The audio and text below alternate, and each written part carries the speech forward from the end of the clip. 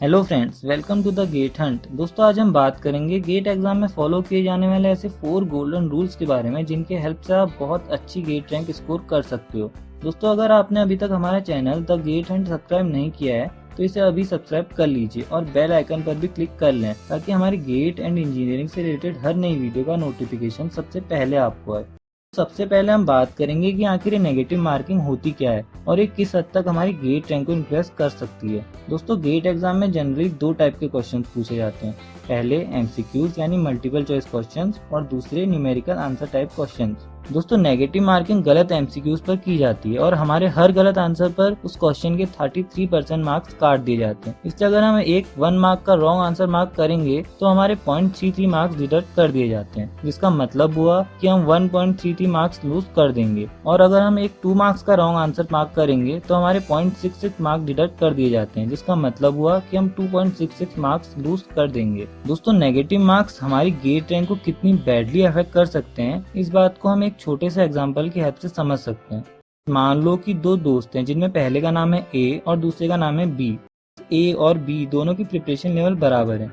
Gate exam में a student ने 70 marks का एग्जाम अटेम्प्ट किया है और बी स्टूडेंट ने 90 मार्क्स का अटेम्प्ट किया है। फ्रेंड्स, मान लेते हैं कि ए स्टूडेंट का 67 मार्क्स का एग्जाम बिल्कुल ठीक था और बी स्टूडेंट का 68 मार्क्स का एग्जाम बिल्कुल ठीक। बट नेगेटिव मार्क्स को इंक्लूड करने के बाद ए के फाइनल मार्क्स आएंगे 66 and he will easily get a call from many of the PSUs and top IITs. वहीं दूसरी तरफ स्टूडेंट बी के फाइनल मार्क्स आएंगे 60 एंड मोस्ट प्रोबेबली उसे किसी पीएसयू से कॉल नहीं आएगा विद रैंक अबाउट 1000। दोस्तों, अब बात करते हैं गोल्डन रूल्स की जिन्हें फॉलो करके आप नेगेटिव मार्क्स के बैड इफेक्ट से खुद को बचा सकते हैं। दोस्तों, पहला रूल है read, understand, solve and answer.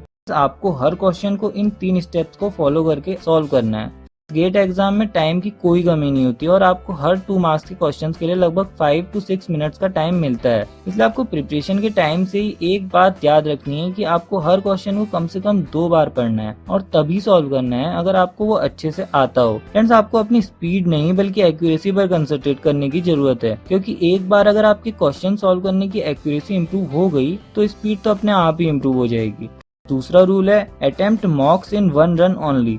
बहुत से स्टूडेंट्स की आदत होती है कि वो एक मॉक टेस्ट को अपनी सहूलियत के हिसाब से 5 से 6 पार्ट्स में डिवाइड करके सॉल्व करते हैं। फ्रेंड्स, आपकी ये आदत आपके लिए बहुत डिजास्टर्स प्रूव हो सकती है। मॉक टेस्ट अटेम्प्ट करने का मेन मोटो गेट एग्जाम के दौरान होने वाले स्ट्रेसेस को मैनेज करना सीखना होता है। तो अगर हम मॉक एग्जाम को पार्ट्स में डिवाइड करके अच्छे मार्क्स ले भी आए तो भी स्ट्रेस मैनेज करने के एरिया में कच्चे के कच्चे रह जाएंगे, जिसका आउटकम होगा मेन एग्जाम में खूब सारी सिली मिस्टेक्स और खूब सारे नेगेटिव मार्क्स। तीसरा इंपॉर्टेंट रूल है नेवर गेस द आंसर। कभी भी तुक्का मत मारो। गेट एक रिलेटिव कंपटीशन है, इसलिए अगर एग्जाम आपके लिए टफ है तो सभी के लिए टफ होगा और ये भी हो सकता है कि फाइनल कट ऑफ लो चली जाए। इसलिए आपकी बिना सर पैर वाली तुक्केबाजी आपकी रैंक को ड्रास्टिकली स्पॉइल कर सकती है और आपकी साल भर की मेहनत कुछ ही घंटों में बर्बाद हो सकती है। चौथा रूल है don't try to attempt 100% paper. दोस्तों, गेट एग्जाम को हम क्वेश्चंस के डिफिकल्टी लेवल के हिसाब से 3 पार्ट्स में डिवाइड कर सकते हैं। इनमें सबसे इजी क्वेश्चंस होते हैं लेवल 1 के, जो लगभग 40 to 45 मार्क्स कैरी करते हैं। लेवल 2 के क्वेश्चंस मॉडरेट लेवल के होते हैं और लगभग 40 to 45 मार्क्स कैरी करते हैं। लेवल 3 के क्वेश्चंस सबसे हार्ड क्वेश्चंस होते हैं और लगभग 10 to 15 मार्क्स कैरी करते हैं। दोस्तों, लेवल 3 के कुछ क्वेश्चंस तो इतने टफ बनाए जाते हैं कि उन्हें सिर्फ पीएचडी के स्टूडेंट्स ही सॉल्व कर सकते हैं। हमें कोशिश करनी है कि हम लेवल 3 के क्वेश्चंस को पहचान कर उन पर कम से कम टाइम इन्वेस्ट करें ताकि हम बाकी के 90 मार्क्स के क्वेश्चंस पर ज्यादा टाइम इन्वेस्ट कर सकें। दोस्तों, एक बात हमेशा याद रखना कि 100 मार्क्स लाकर आपको मार्च में सीट नहीं मिलेगी, इसलिए आपको गेट एग्जाम को स्मार्टली सॉल्व करके मैक्सिमम मार्क्स लाने की कोशिश करनी है ताकि आप इजी क्वेश्चंस पर ज्यादा से ज्यादा टाइम इन्वेस्ट करके मिनिमम नेगेटिव मार्क्स के साथ एक प्रोडक्टिव गेट स्कोर ला सकें। दोस्तों, अगर आपको ये वीडियो पसंद आई तो प्लीज लाइक कीजिए और अगर आपको लगता है कि इससे किसी की भी हेल्प हो सकती है तो इसे उनके साथ पक्का शेयर कीजिए।